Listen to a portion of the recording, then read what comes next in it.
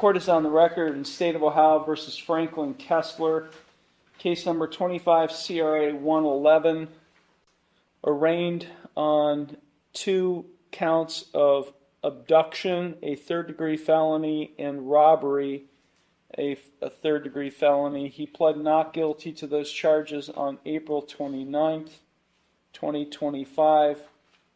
In this case is set for a preliminary hearing today. Court is also taking up City of Conneaut versus Franklin Kessler, case number 25 CRB 81. Defendant pled not guilty to 1 count of criminal trespass on April 8th, 2025. We conducted a pretrial conference on April 29th, 2025, and this case is set for a second pretrial conference.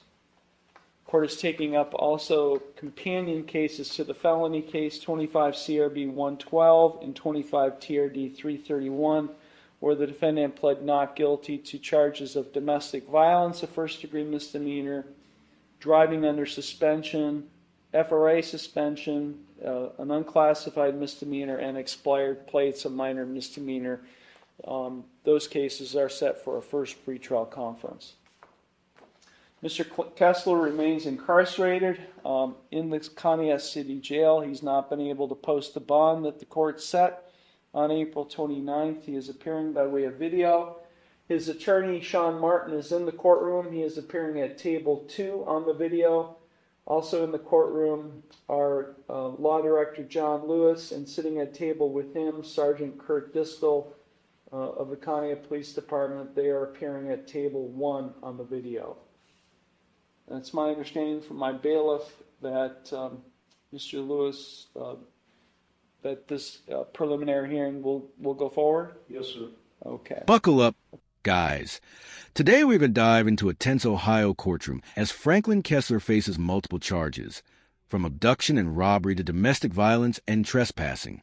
The judge lays out the intricate details of each case, establishing the stakes, while Kessler appears via video, bond status noted, and the first witness is about to take the stand, setting the stage for the drama to unfold. Okay. I'll call your first witness, Mr. Lewis. Thank you, Your Honor. The State of Ohio will call Marissa Soder. Okay, so the video is, Mr. Martin, if you don't mind, if Ms. Soder can sit next to you. Franklin, did you hear what's going to happen? I just heard that. So, for the sake of the camera, she's going to sit at the table next to me, but I'm not, just so you're not taken by surprise, okay? Would you raise your right hand? Do you solemnly swear or affirm that the testimony you're about to give is the truth, the whole truth, and nothing but the truth, so help you God? Okay, you may proceed, Mr. Lewis. Thank you. Ms. Soder, would you please state your name and spell your name for the record? Yeah, my name is Marissa Soder, and it's M-E-R-I-S-S-A, and my last name is S-O-E-D-E-R. Thank you. And are you familiar with the defendant in this matter, Franklin Kessler? Yes. And how are you familiar with him? We were dating. Sorry? We were dating. Okay. Did you live together or anything? Okay. You'll have to respond verbally, so you can't just shake your head. For about 3 years. Okay. I want to draw your attention to April 28th of this year. Did you encounter Mr. Kessler that day? You'll have to speak loudly, man. And please speak, don't just nod your head. You have to say the word yes. Sorry. All right, that's okay. Not everybody testifies on a regular basis, so you don't really understand. And so you said you did encounter him on April 28th. Yes, I did. Okay. And what, if anything, happened with you and Mr. Kessler on that day, ma'am? I came home from work. He basically asked me where text messages were between me and one of my friends. Let me stop you there.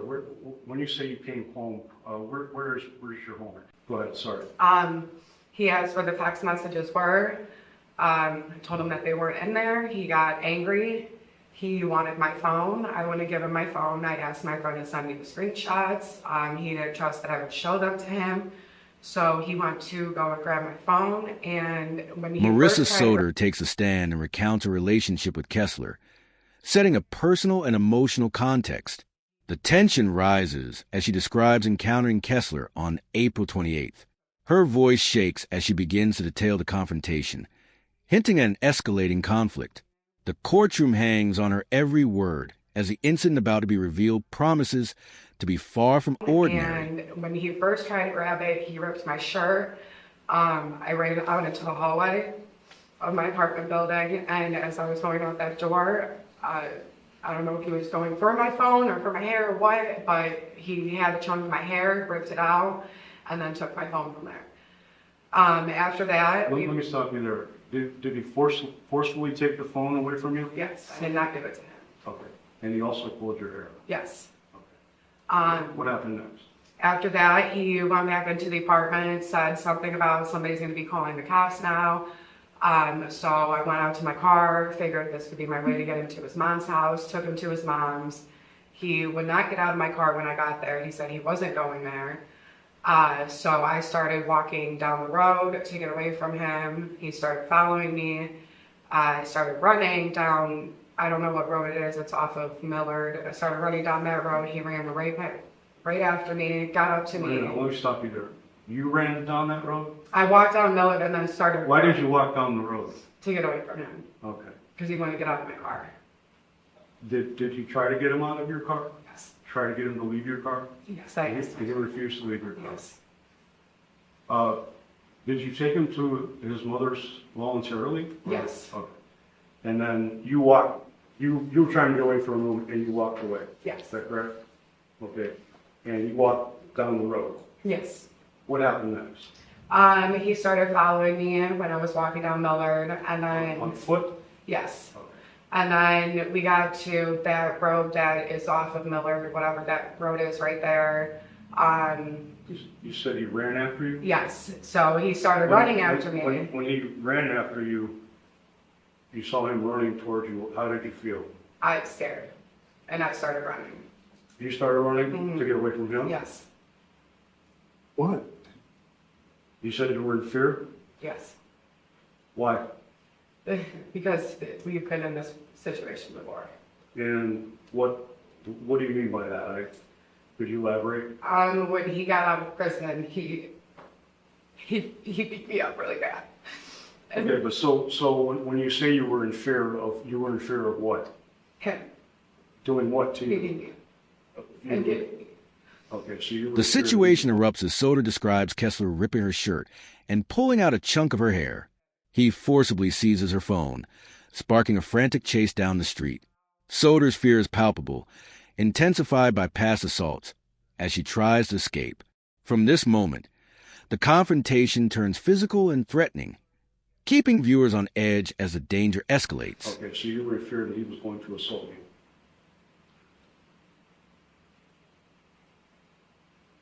What happens if you do? Did you feel threatened by that when he ran towards you? Yeah.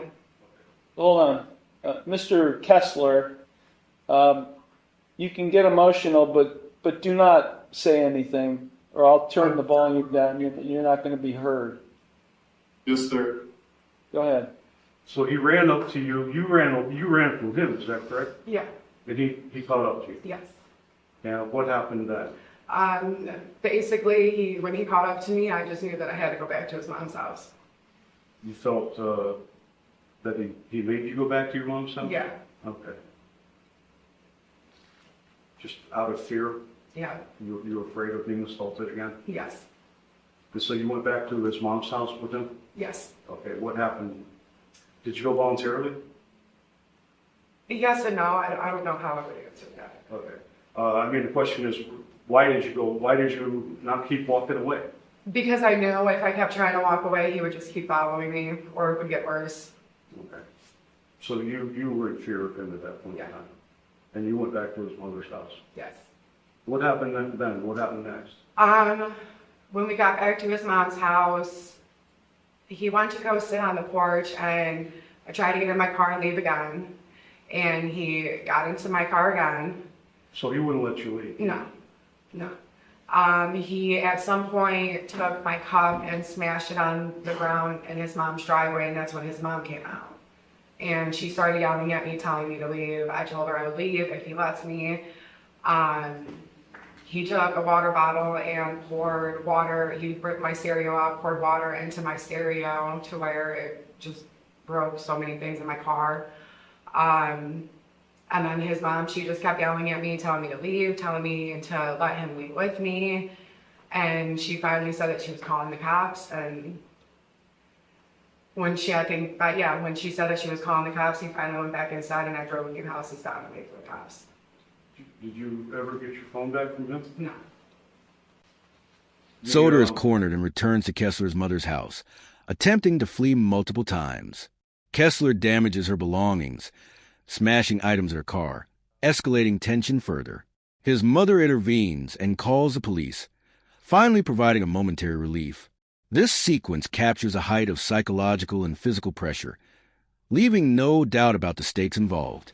The individual that you know as Franklin Kessler, the one who forcibly took your phone from you and restrained your liberty from leaving from his mom's house. Do you see him on the screen there? Yes. Okay. Could you describe what he's wearing? An orange jumpsuit. Record will reflect the witnesses identified the defendant. I have no further questions at this time, Your Honor. Thank you. Mr. Martin, any cross-examination? Yes, Your Honor, thank you. Good afternoon, ma'am. When you said you went back to Mr. Kessler's mother's house, and I want to make, that's what you turned around and went back, right? Okay. You said you were afraid, but he didn't tell you to do that, correct? No. He didn't threaten you and say, do this or else. No. And you said he wasn't violent to you at that point, correct? I know you mentioned previously there were other things, but that moment when you turned around. No. Okay. And you drove a few houses down, correct? Yes. Okay.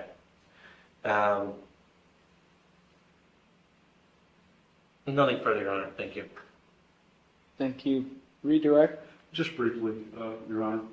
Ms. Soder, when Mr. Kessler ran up to you, you ran from him, is that correct? Yes. And what made you stop running? He caught up to me. Okay. And what, did that put you in fear at that time? Yes. What were you afraid of? Him hitting me. Okay. And so was it the fear of him hitting you that made you walk back to his mom's house with them? Yes. Thank you. Those are all the questions I had, Your Honor. Thank you. On video, Soder identifies Kessler in court, adding credibility to her testimony. The defense probes her statements, questioning whether her actions were voluntary. The back and forth reveals differing interpretations of events, with Soder consistently emphasizing her fear. As a viewer, the courtroom drama intensifies, showing a delicate balance between personal perception and legal Ms. Soder, scrutiny. where did all this take place? It started at Highland and then ended at his mom's house. Where's his mom's house? Is all of this in the city of Conneaut, Ashtabula County, Ohio? Yes. Any follow-up to my questions, Mr. Lewis? No, Your Honor. Any follow-up to my questions, Mr. Martin? Your Honor, I guess I would just, I would object at this time. I don't know if it's establishing venue would necessarily be on the court's purview to establish those. I can ask questions, Mr. Martin. Do you have any follow-up questions to my questions? No, Your Honor, I do not. Thank you. Okay, you're excused. Ms. Soder, you can go take a seat in the back of the courtroom. Any further questions, any witnesses, Mr. Lewis? Yeah, sorry, just You can stay seated, just so we can get you on camera. Do you solemnly swear or affirm that the testimony you're about to get is the truth, the whole truth, and nothing but the truth, so help you God? I do. Thank you. You may be seated. Thank you. You may proceed. The court clarifies a venue and jurisdiction, grounding the incident in Catabilo County. Witnesses are excused, providing a short but crucial pause in the proceedings. This transitional moment allows the focus to shift from personal testimony to official investigation, maintaining narrative tension while preparing the stage for law enforcement's perspective. Proceed. Thank you, Your Honor. Sergeant, please state your full name for the record, Curtis Distel, and would you spell it, please? spelling on the last Distel. Thank you. I want to, are you employed with the County Police Department? I am, And how long have you been so employed? over 25 years. And you're a certified peace officer in the state of Ohio? I am. Okay. I want to draw your attention to April 28th. Were you on duty that day? I was. And did you have any encounter with Marissa Soder? Yes, I did. Okay. Please describe for the board how that came to be. We were called to the area of Millard Avenue for, it was reported that Mr. Kessler and Ms. Silver were in the middle of the street, causing a disturbance and blocking cars from proceeding down the road. I responded to the scene, met with Ms. Soder by her vehicle, asked her what occurred, and she described the incident. Okay. And after you spoke with Ms. Soder, what if anything else did you do to investigate the incident? After speaking with her, I spoke with Franklin Kessler and his mother. We also spoke with a couple other neighbors in the area, asked what they had seen. And Were there other officers there as well? yes, Patrolman Ball was with me. Well, what, if anything else, did your investigation entail? In speaking with Ms. Soder, she indicated that there was an incident of domestic violence. From what we gathered, it led to the arrest of Franklin Kessler. So he was arrested that day. Yeah. Did you run a leads check on Mr. Kessler at that point in time? Yes, we did. And what if anything did you learn from that? It said there was a protection order protecting Marissa Soder from Franklin Kessler. Okay. What, if anything else, did you learn about that protection order? The leads printout indicated that it had never been served on Mr. Kessler. But you did verify that there was a protection order. Yes, I contacted the sheriff's office and asked if they wanted to send the guy over to serve it, since it hadn't been served yet. So anything else regarding your investigation on April 28th?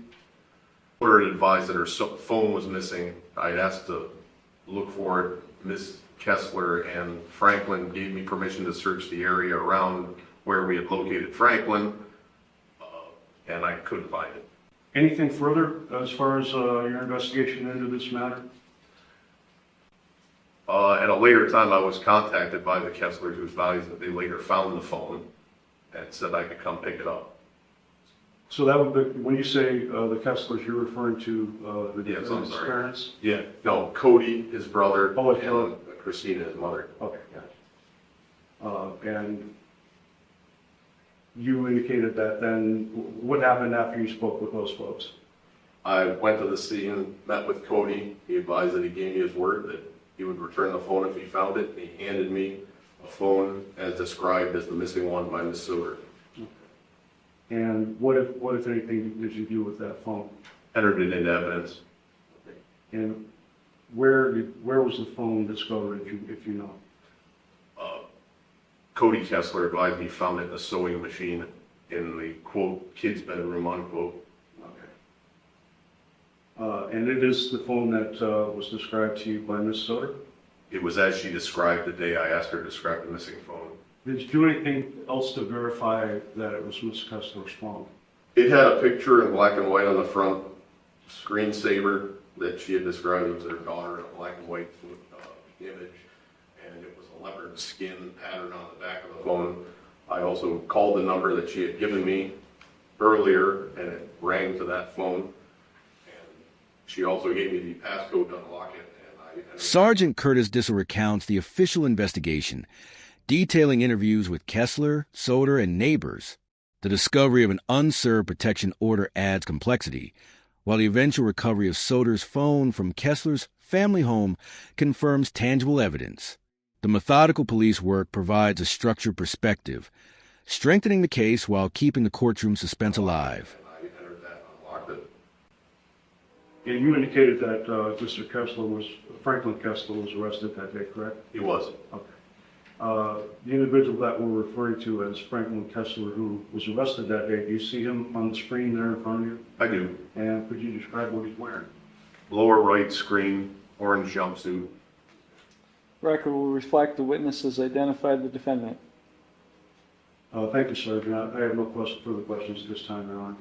Thank you. Any cross-examination? No, Your Honor, thank you. Thank you. You're excused. You can remain seated unless you have to leave. But that's, okay. Any further evidence, Mr. Lewis? No further evidence, Your Honor. Okay. So the plaintiff rests? Plaintiff rests? Yes, sir. Okay. Defense, any evidence you'd like to The offer? sergeant identifies Kessler in court and confirms his arrest on April 28th.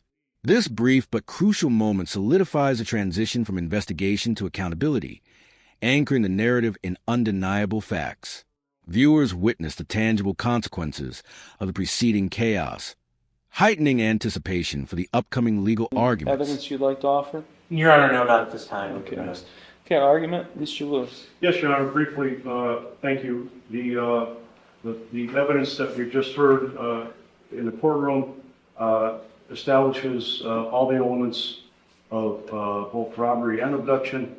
The robbery elements would be Mr. Kessler in attempting in committing a theft offense. He stole Marissa Silver's phone, and he did so by force. That is, if that evidence is believed, that is the commission of a robbery offense under 2911.02A3.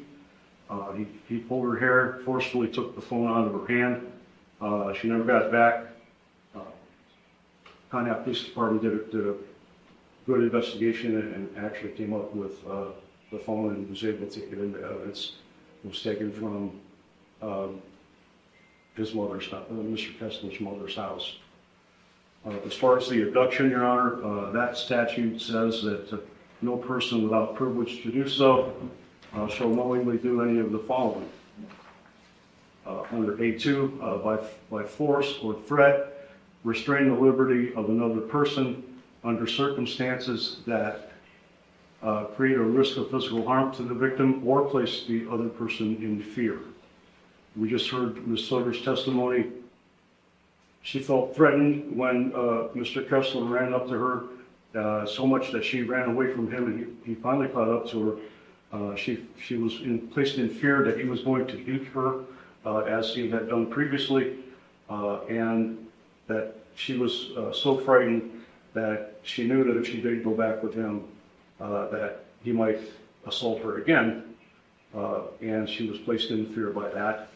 So she was returned to his mother's house. Also, Your Honor, we heard her testimony that he kept refusing to let her leave, kept refusing to get out of the car to allow her to leave, and that's why she finally got out of her own car and started walking down the road.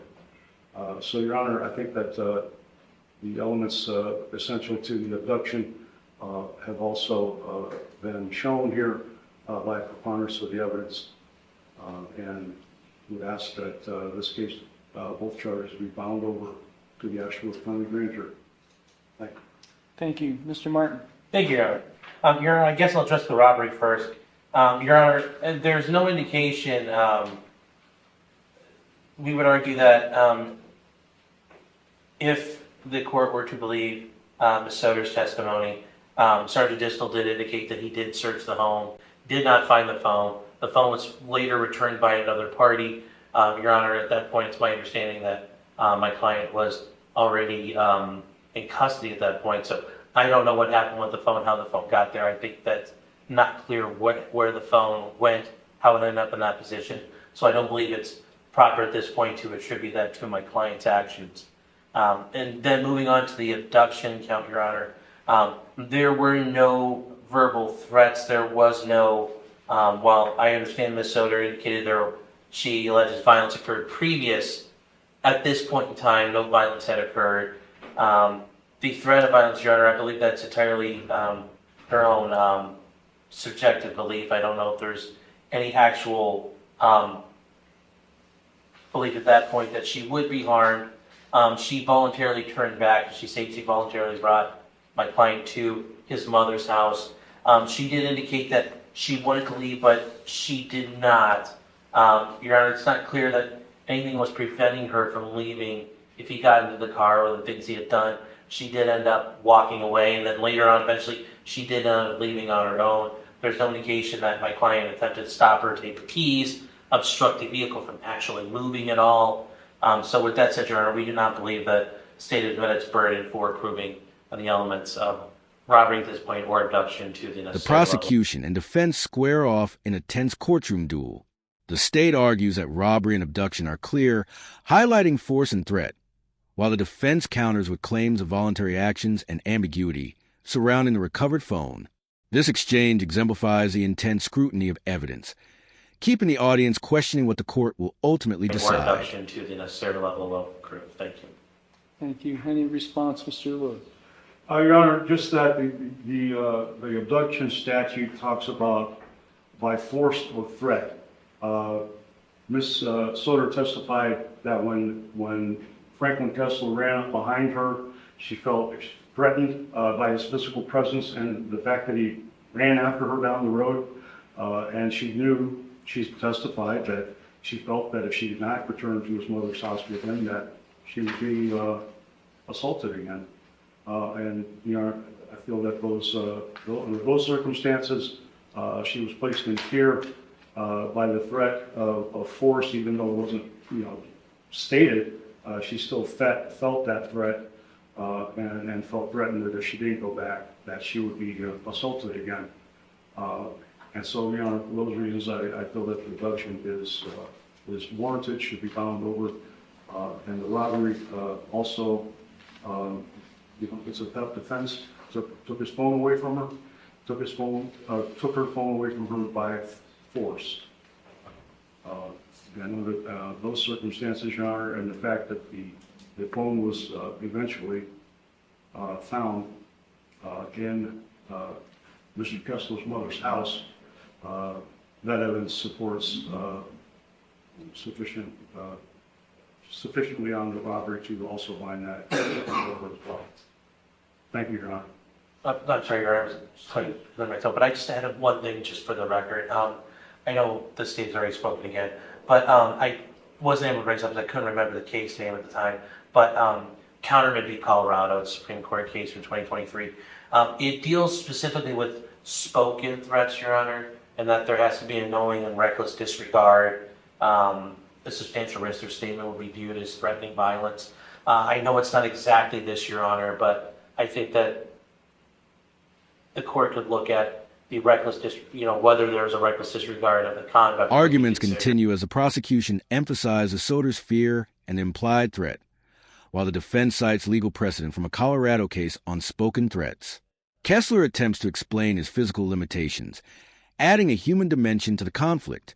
The courtroom drama is layered with law and personal stakes, maintaining suspense as the judge weighs credibility and legal standards. Disregard of the conduct would be considered a threat, and I don't believe that's been met here, so I would just proffer that for the record. Your Honor, my client's raised his hand, and I'm not sure what he's attempting to raise at this second. Mr. Kessler, you're raising your hand. What would you like? Can I say something? Franklin, it's up to you. I would not recommend you speak, though, because this could be used against you. I would like to say this. I have a broken leg that's been broken twice. I can't run. There was no way I could run after her down the street. I have a rod that goes from my ankle to my kneecap. I have 2 plates and screws. Franklin, I can tell the court for you, okay? Okay, sorry. That's okay. I appreciate you letting me know. Your Honor, I would just also indicate my client does suffer from a broken leg, and it does hamper his ability to move.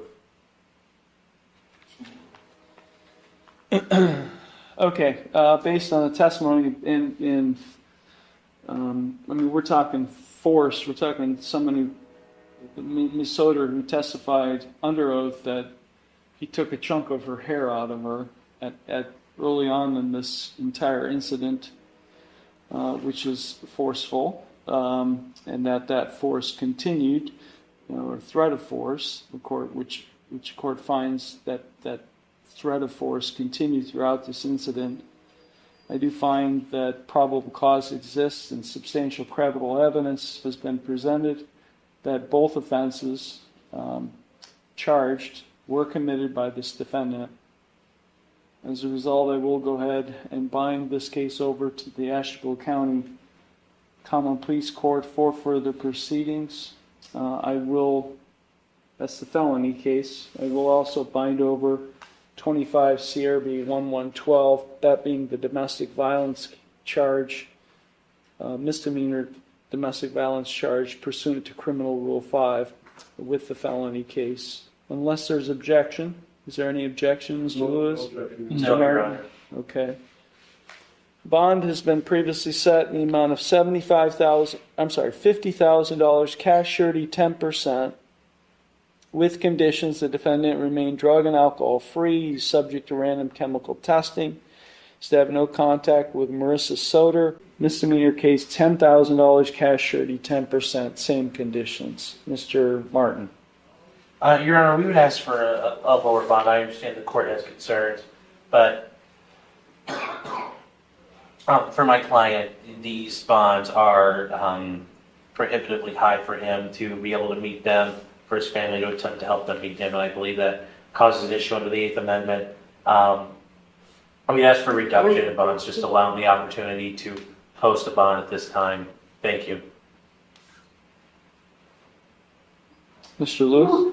Your Honor, it's the state's position that the bonds as currently set are appropriate and proportionate to the seriousness of these offenses, and also proportionate to Mr. Kessler's substantial criminal history, to protect society from future criminal actions by Mr. Kessler, also to protect Ms. Soder, protect her well-being and her safety from any from Mr. Kessler on the PR1. So we'd ask that the bonds remain the same and not be modified at this time. Thank you, Your Honor. The judge delivers a ruling, finding probable cause for both robbery and abduction. Bond discussions follow, with the defense requesting reduction and the prosecution opposing. Tension peaks as a decision will determine Kessler's immediate freedom, reflecting the balance of justice, protection, and accountability.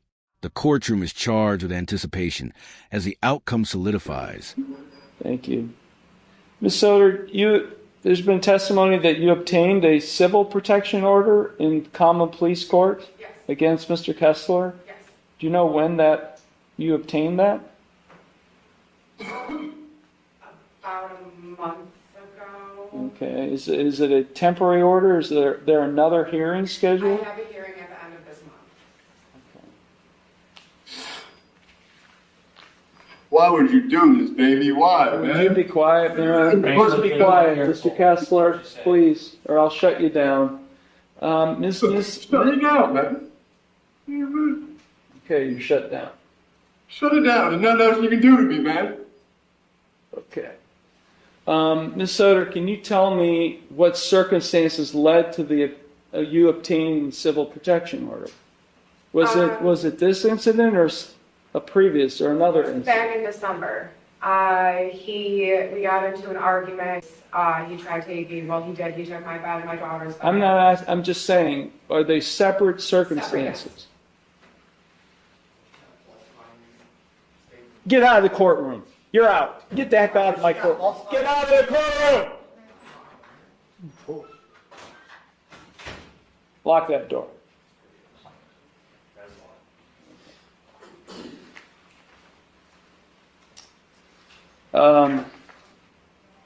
Bond will continue as previously set in both cases.